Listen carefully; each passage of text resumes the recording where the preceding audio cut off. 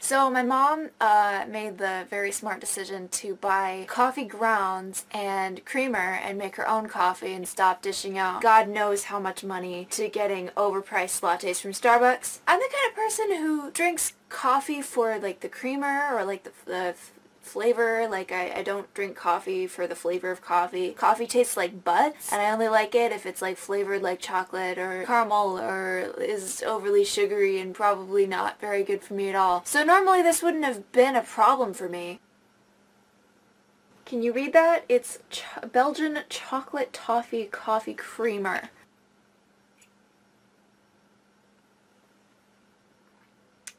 It's a problem. The moral of the story is don't give caffeine or energy to already energetic people. Why am I sitting on the floor? I should be like everywhere else but the floor in one place. Question number 1. Is that the same Pikachu shirt that you wore in that really old video that you reacted to a couple weeks ago? Yes, that's a great question. It is the exact same shirt. Casual self-promotion? What? Question number 2. Kate, why are you surrounded by a bunch of paintings? That's a great question. About a year ago I made another one of these. It's the most viewed video on my channel and it's called Sketchbook flip / a word on art blocks or something like that, something to that extent. And if you haven't seen that video and you're an artist who struggles with art blocks, you should go and watch that video. I basically flipped through the first sketchbook that I had completed in like 6 or 7 years and talk about how I changed my relationship with sketchbooks to better myself and to get over art blocks more easily. So I thought that I would do a follow-up on that video because, as a bunch of you know, last year was the first year ever that I had ever taken legitimate studio art classes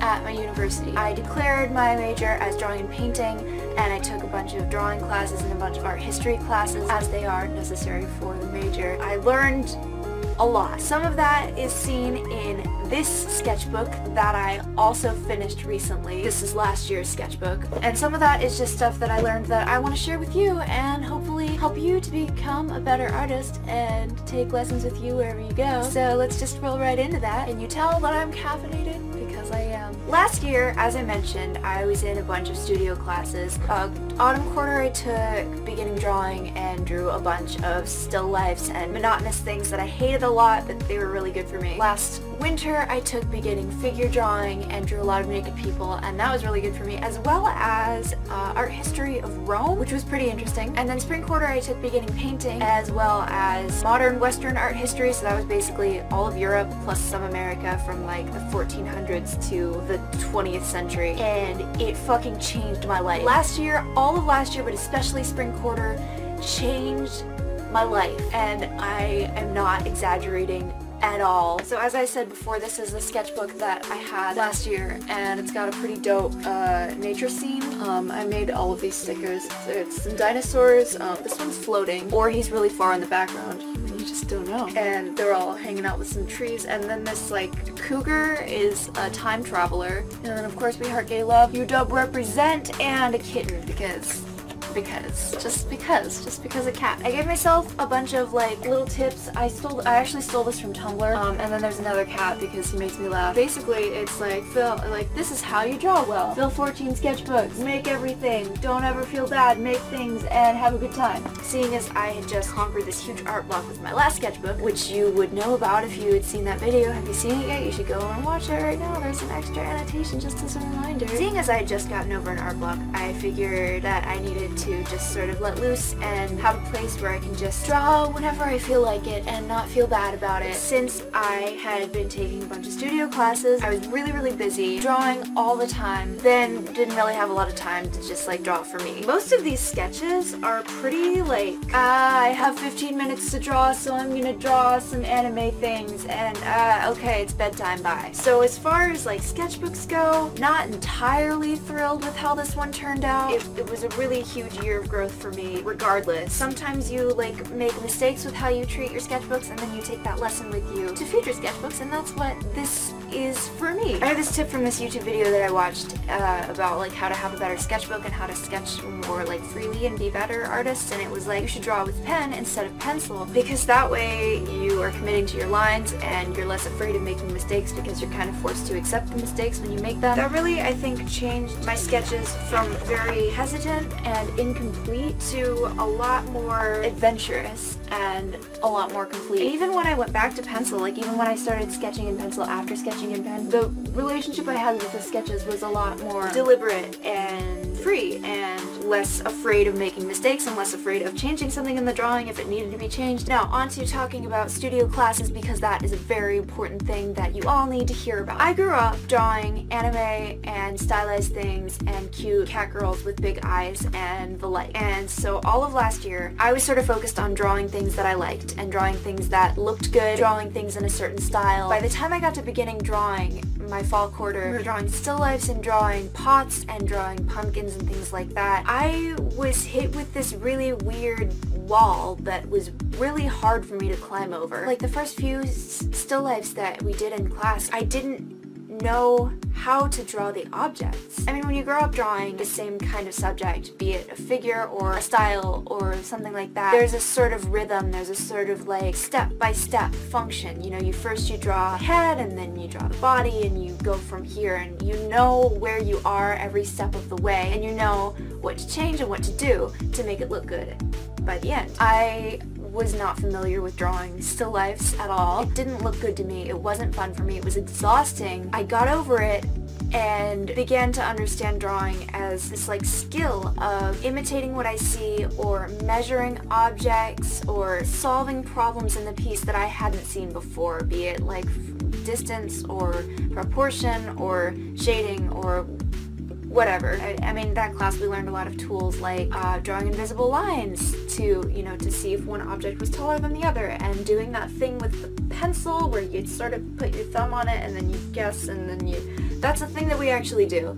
Just so you know, thumb measurements, totally a thing. After that class, I took figure drawing and took these tools that I had learned from beginning drawing and applied them to people, which is something that I had never done before. Drawing people for me as an anime artist had always been, let's draw something that looks good. And then I was faced with old nude models that didn't look good to begin with. I mean, they were beautiful, but like they weren't the ideal Sailor Moon body type. And I was faced with all of these curves and all these awkward angles and all of these like things about bodies that I had never thought about before. I was sort of put like face to face with like these proportion errors that I had been making for years. For example, long legs. Like I had no idea that I was drawing legs too long until my teacher like looked at my drawings and was like, yeah, those legs are like twice as long as they need to be. By the end of that class, I sort of had this better understanding of like the humps that you face with every drawing, because every drawing there's sort of this like, it looks like shit, it kind of looks better, oh no, it looks like shit again, okay, you're getting good, like it's good, it's good. I learned to sort of like accept these and understand these and like expect them in drawings, and so that was really helpful. By the time I hit beginning painting, we were like drawing studies of the still lifes before we painted them, and I was talking with one of my friends. I was like, do you notice how easy it is to draw these still lifes now? Like back in beginning drawing, I didn't even know how to draw a pot, and now I'm just like, oh, okay, I'm gonna draw it, okay, and now time to paint it. Drawing from life. It's very helpful. So that's the first 2 quarters of my studio art practice, and that's pretty cool. But nothing compares with the amount of growth and understanding I got from beginning painting. So this is the first painting that I did.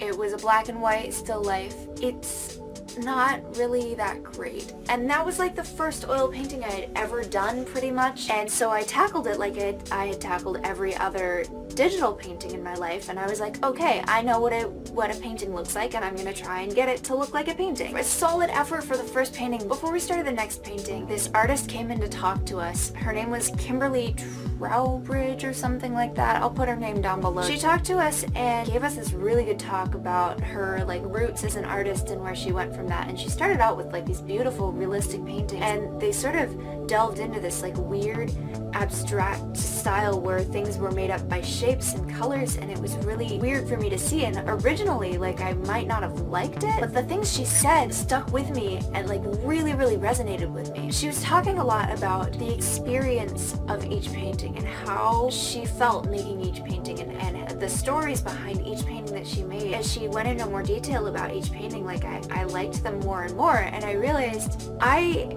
have been drawing and painting for the end result my entire life. I've been sitting down being like, I want this piece to look like this, and struggling until the end result is reached and feeling unsatisfied because you never really reach what your mind's eye sees. You never really see that on the paper. Really, truly, never had I sat down to draw or paint for the experience. Like maybe a few times, but that was never something that I held with me all the time. This is my second painting that I made after seeing that artist and after hearing what she had to say. Is it the best painting ever of all time? No, of course not. It's so much better because I sat down and took the time to appreciate the painting and took the time to understand the colors and to paint one color and wait a day and paint another color so it was the right kind of tone. I just, for the first time, understood that making something was about the experience and it was about the process. It's never about the end result. Like maybe a little bit, like yeah, that's something that you should probably keep in your mind is like what you want it to end up being. All the while I was taking an art history class, and the whole time the way the professor was talking about the pieces, how they were relevant to the art at that time and why people liked his art, why people didn't like his art, what was special about this piece and that piece. No one can say Raphael's pieces are better or worse than Picasso's pieces because they were both relevant and important in their time, and both of them took so much effort and work and thought and time, and they're both amazing. God, how many years was I just trying to imitate other anime artists? Like how many quotes about life being a journey and not the end result have I ignored all of these years? Like it's overwhelming to me. I'm finding myself drawing away from the perfected proportions of anime people and stylized people. I'm learning now to find my own style, to take influences from artists that I like and maybe try and imitate things that they do, but really ultimately do the things that bring me the most joy. That's why we do what we do, right? If you're an artist, if you're in anything, you do what you do. You do your hobby, you do your passion, you do your job, whatever, because it brings you joy, and if it's not bringing you joy, then you need to change that process.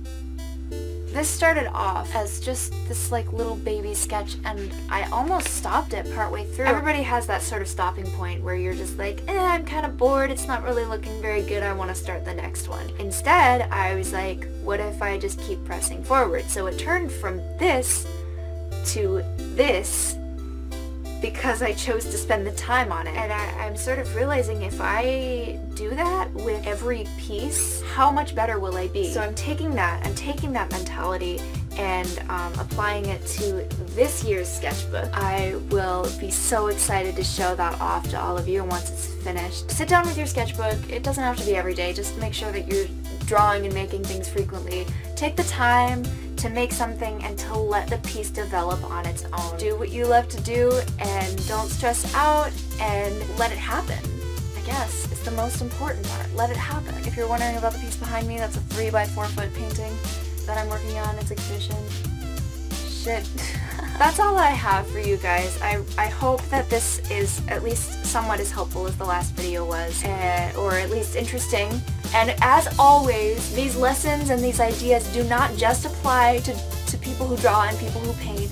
If you are a scientist or a writer or whatever, make sure that you're finding the sense of flow that comes from doing the thing that you love to do, and make sure that you're focusing on that rather than the end result or reaching some sort of expectation. If you want to see the good sketches from the sketchbook, there aren't as many as the last sketchbook, but that's totally fine. This was just sort of like a doodle book this year. I've put together a sketch dump. It's on my DeviantArt and also on my Facebook, but you'll be able to see it more like full size on my DeviantArt. So the link is down below. And thank you guys so much for watching. Let me know if you have any questions or concerns or things that you're dealing with in terms of art block, and I'll do my best to answer it, whether in a comment or a future video. Give this video a thumbs up if it helped you, and subscribe and share the video with friends, and go out and paint something and make something and make today great. Okay, I'm gonna go. I love you guys. Bye!